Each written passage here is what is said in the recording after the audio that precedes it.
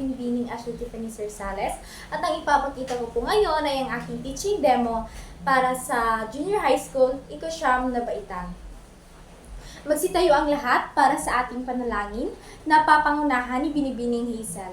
Sa ngalan ng Ama, ng Anak, ng Diyos at ng Espiritu Santo. Amen. Maraming salamat po, Panginoon, sa araw na ito. Naway, gabayan niyo po kami at bigyan ng sipag, talino, at kabutihan ng puso. At naway maging maayos ang aming klase ngayong araw. Sa ngalan ng Ama, ng Anak, ng Diyos at ng Espiritu Santo. Amen. Bago kayo umupo, ay pakiayos muna yung mga upuan at pagipulot na rin ang mga kalat sa ilalim. Magandang umaga, class! Kumusta naman kayo? Ayos lang ba kayo? Mabuti naman kung ganon. Ngayon, para sa ating attendance, ay sumagot ng narito po kapag natawag ko ang inyong mga pangalan. Hazel, Judy, Jericho, Ivy, Jalmas. Magaling! Ikinagagalak ko na walang lumiban sa ating klase ngayon. Sana ipagpatuloy niyo ito upang walang maiwan sa ating talakayan. Bilang pagbabalik-aral, class, ano nga ba ang tinalakay natin noong nakaraang tagpo? Ginoong Hungawan. Tama! Ang tinalakay natin noong nakaraang tagpo ay tungkol sa pagsulat. Ano naman ang pagsulat? Binibining Judy. Magaling! Ang pagsulat ay pagsasalin sa papel o sa anumang kasangkapang mapagsasalinan ng nabuong salita, simbolo at ilustrasyon. Ikinagagala kong batid kong naunawaan yung mabuti ang tinalakay natin noong nakaraang tagpo. Dahil dyan, bigyan natin ang ating mga sarili ng Jollibee clap. Sabay-sabay tayo. 1, 2, 3, 1, 2, 3, Jollibee! Okay, so bago tayo magsimula, ay may inahanda akong energizer. Alam niyo ba ang sayaw na Apat sa Pata ni Rose at Bruno Mars? Magaling! Ngayon ay tumayo kayong lahat at sabayan niyo akong sumayaw.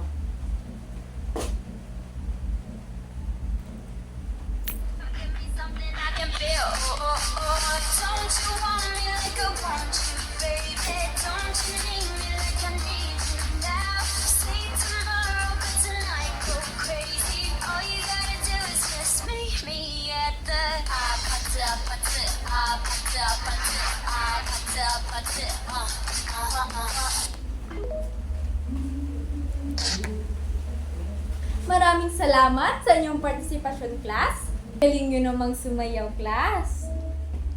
Ngayon ay may ipapakita akong mga larawan. Ang unang larawan ay... Ano ito? Tama, ito ay grapes. Ano naman sa Tagalog ang grapes? Magaling. Ang Tagalog ng grapes ay ubas. Susunod ang larawan ay...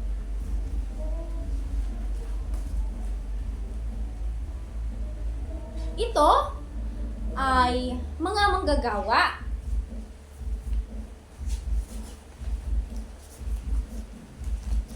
Ano naman ang ginagawa ng mga manggagawa? Magaling! Sila ay nagtratrabaho. Ang pangatlong larawan ay batid kong kilala nyo ito. Ano ito? Magaling! Ito ay pera o tinatawag ding salapi. Ito. Magaling! Pera rin ito, ngunit ito ay tinatawag na barya. O sa sinuunang panahon ay pilak. Pilak ang kanilang tinatawag. Ngayon ay may tanong ako sa inyo, class.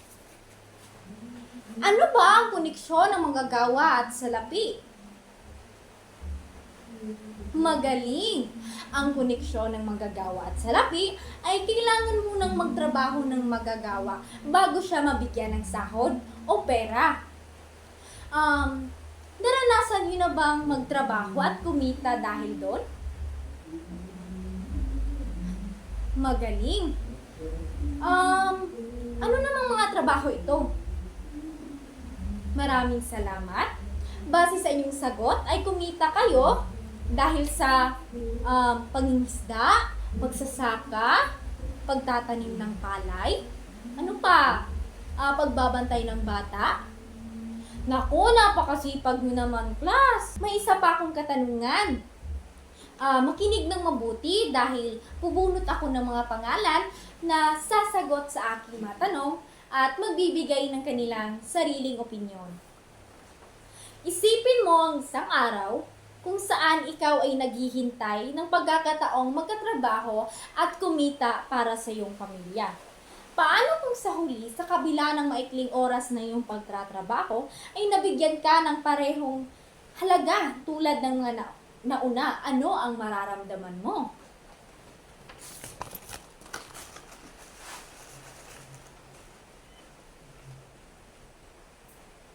Ginoong Mark. Maraming salamat, Ginoong Mark. Base sa sagot ni Ginoong Mark, ay magiging masaya siya dahil kahit sa maikling oras na kanyang pagtatrabaho, ay nabigyan siya ng pantay na halaga o pantay na sahod. Susunod na magbibigay ng kanyang opinion ay si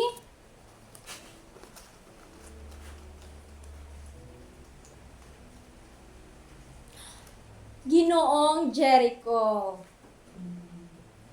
Maraming salamat, Ginoong Jericho.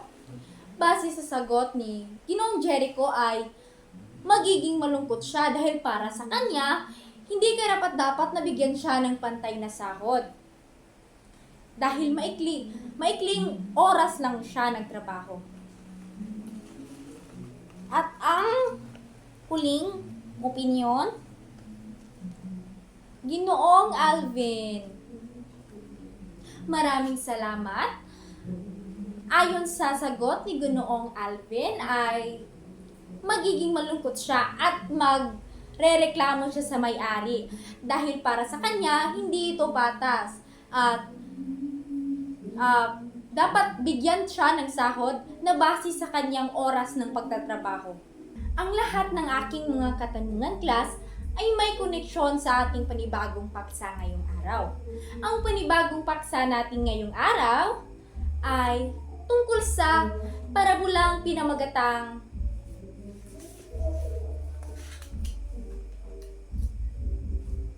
ang talinghaga ng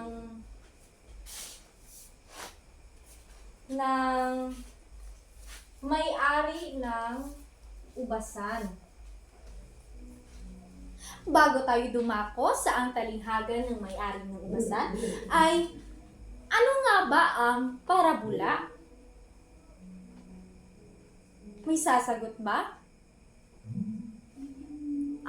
Mukhang walang sasagot. Sige, bubunot na lang ako.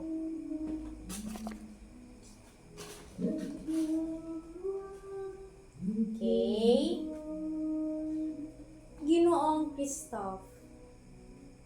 Magaling! Base sa opinyon ni Ginoong Christoph ay para sa kanya ang parabola ay isang maikling kwento na may aral o mensahe tungkol sa moralidad at pananampalataya. Alam mo na ba ito, Ginoong Christoph? Okay, hindi lang talaga siya kilig sumagot, class. Ngayon, bago tayo dumako sa ang talinghaga ng may-ari ng ubasan, ay ilalahad ko muna sa inyo ang ating mga layunin. Narito.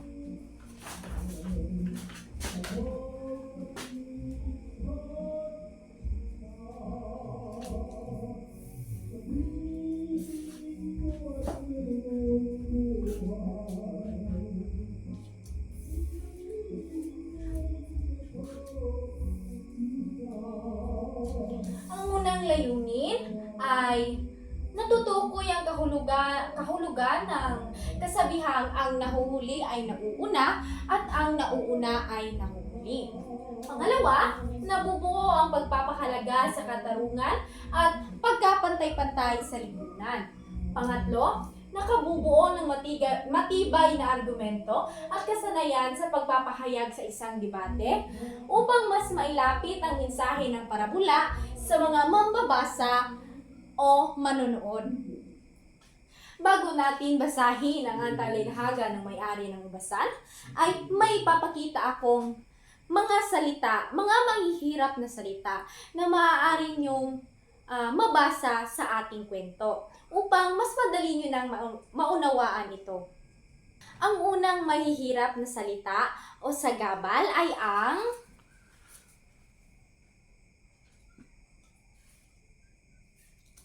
karampatang upa. Ang karampatang upa ay tumutukoy sa angkop, tama o nararapat na halaga ng bayad na ibinibigay bilang kabayaran para sa serbisyo. Ang pangalawa naman ay salaping pilak. Salaping pilak. Ang salaping pilak ay tumutukoy sa pilak na ginagamit bilang pera o yaman. Ito ay tumutukoy sa mga barya na yari sa pilak na ginagamit bilang salapi. Ang pangatlo ay ubasan.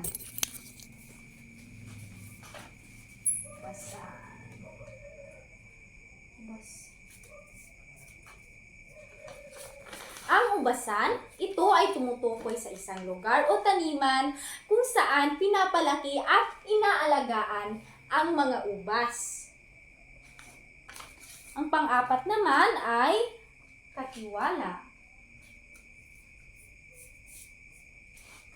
Ang katiwala, ito ay tumutukoy sa isang tao na pinagkakatiwalaan ng responsibilidad na mga siwa o mga laga ng mga ari-arian o negosyo. Ang panglima naman ay ang ari-arian. Ang ari-arian ay tumutukoy sa anumang bagay na pagmamay-ari ng isang tao o isang organisasyon. Makinig ng mabuti, class. Sa parabula ng mga manggagawa sa ubasan, matutuklasan natin ang diwa ng pagkakapantay-pantay at kabutihan. Kaya halina tuklasin ang mensaheng ito. Isang kwento na magtuturo sa atin kung paano magpasalamat at maging makatarungan sa kapwa. Babasahin nyo ng malakas ang kwento, ngunit bago yan ay hahatiin ko muna kayo sa dalawang grupo. Ang unang grupo ang magbabasa ng unang talata, samantalang ang pangalawang grupo naman ang magbabasa ng pangalawa at pangatlong talata. Narito ang mga CP ninyo. Maaaring i-distribute mo na ito. Maraming salamat. Ngayon ay basahin mo ito. Maraming salamat sa pagbabasa. Ang talinghaga ng may-ari ng ubasan. Ang kaharian ng langit ay maitutulad sa isang taong lumabas ng maagang maaga upang humanap ng mga manggagawa para sa kanyang ubasan. Nang magkasundo na sila sa upa na isang pilak, sa maghapon, ang mga manggagawa ay pinapunta niya sa kanyang ubasan. Lumabas siyang muli nang mag-ikasyam ng umaga at nakakita siya ng iba pang tatayo-tayo lamang sa palengke. Sinabi niya sa kanila, "Pumunta din kayo sa aking ubasan at bibigyan ko kayo ng karapatang upa." At pumunta nga sila. Lumabas naman siya ng mag-ikalabindalawa ng tanghali at ng mag-ikatlo ng hapon. At sa ganoon din ang ginawa ng mag-ikalima na ng hapon. Siya'y lumabas muli at nakakita pa ng mga ibang wala ring ginagawa. Sinabi niya sa kanila, "Bakit tatayo-tayo lang kayo dito sa buong maghapon?" Sabi naman ito, "Kasi po'y walang magbigay sa amin ng trabaho," sagot nila. Kaya't sinabi niya, kung gayon, pumunta kayo at magtrabaho kayo sa aking ubasan." Nang gumabi na, sinabi ng may-ari ng ubasan sa kanyang katiwala, Tawagin mo na ang mga manggagawa at bayaran mo sila magmula sa huli hanggang sa unang nagtrabaho. Ang mga nagsimula ng mag-ikalima ng hapon ay tumanggap ng tig-iisang salaping pilak. Nang lumapit ang mga nauna, inakala nilang tatanggap sila ng higit pa doon. Ngunit, ang bawat isa ay binayaran din ng tig-iisang pilak. Nagreklamo ang mga nagtrabaho sa may-ari ng ubasan. Sabi nila, isang oras lamang gumawa ang mga huling dumating, samantalang maghapon kaming nagtrabaho at nagtiis sa nakakapasong init ng araw. Bakit naman pinagpare-pareho nyo ang aming upa? Sumagot ang may-ari ng ubasan sa isa sa kanila. Kaibigan, hindi kita dinadaya. Hindi ba't nagkasundo tayo sa isang salaping pilak? Kunin mo ang para sa iyo at umalis ka na. Ano sa iyo kung ibig kong bayaran ang nahuli ng tulad ng binayad ko sa inyo? Wala ba akong karapatang gawin sa ari-arian ko ang aking maibigan? Kayo ba'y naiinggit dahil nagmamagandang loob ako sa iba? Ayon nga kay Jesus, ang nahuhuli ay nauuna at ang nauuna ay nahuhuli. Naiintindihan niyo bang mabuti ang kwento na yung binasa, class? Magaling! Ngayon ay meron akong mga katanungan para masukat ko kung naiintindihan niyo ba. Ngayon, class, ay bubunot ako sa mga sasagot ng aking tanong. Ang unang sasagot ay si Ginoong Jalmas. Unang tanong, bakit nagreklamo ang mga manggagawa na unang dumating sa ubasan? Magaling! Nagreklamo ang mga manggagawa na unang dumating sa ubasan dahil pareho lamang ang upa na kanilang natanggap sa huling dumating na para sa kanila mas matagal silang nagtrabaho. Magaling, Ginoong Jalmas. Pangalawang tanong, sa iyong palagay, tama ba ang naging desisyon na may-ari ng ubasan? Bakit? Susunod ay si Ginoong Harley. Magaling! Tama ang naging desisyon ng may-ari ng ubasan dahil siya ang nagtakda ng upa at sinunod niya lamang ang kanilang napag-usapan sa mga manggagawa. Ipinakita rin niya ang kanyang kabutihang loob sa pagbibigay ng pantay na biyaya sa lahat anuman ang oras ng kanyang pagdating. Pangatlo, ano ang kahulugan ng kasabihang ang nahuhuli ay nauuna at ang nauuna ay mahuhuli sa kwento?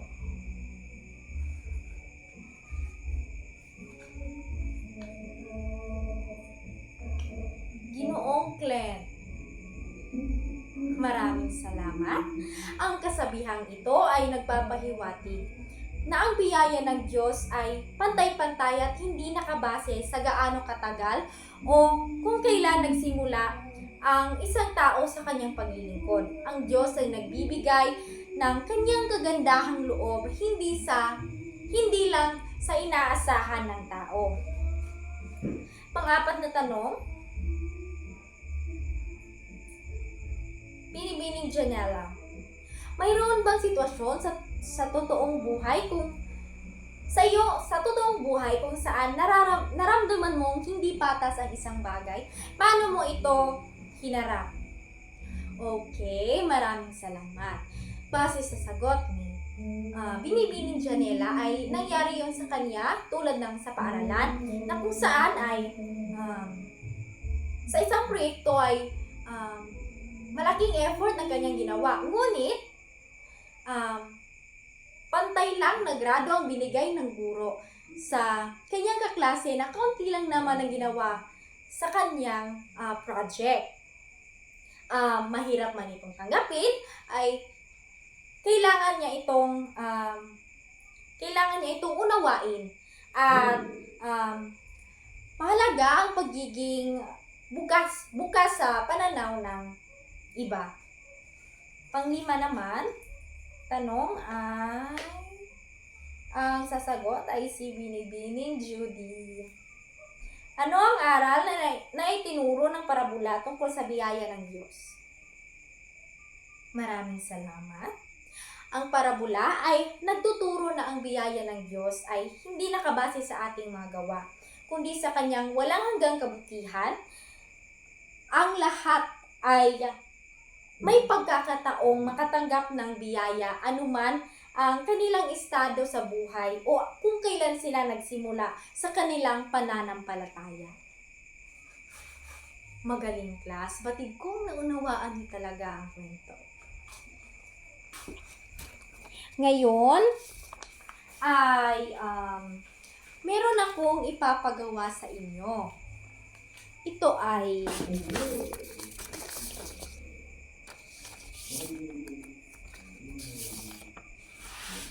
ang unang grupo, hinati ko na ba kayo?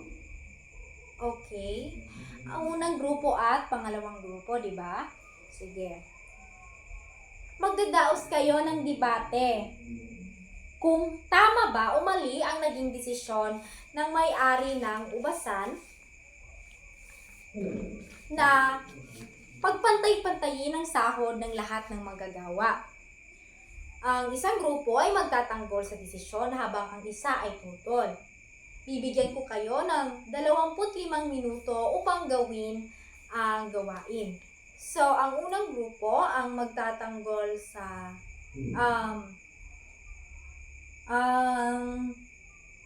hindi tutol, ito naman ang tutol na ito ang aking naisipahiwatig ay ito ang positive at ito naman ang negative.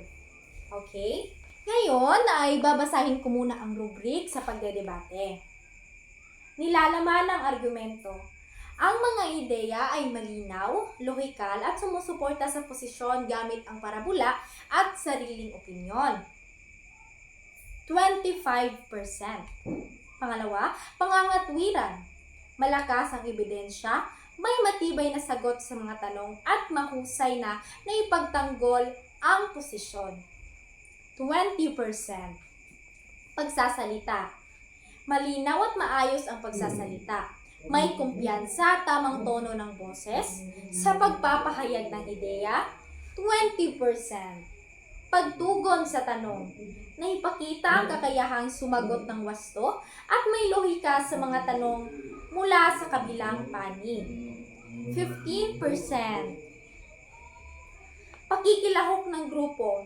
Lahat ng miyembro ay aktibong nakibahagi sa debate at may makabuluhang ambag.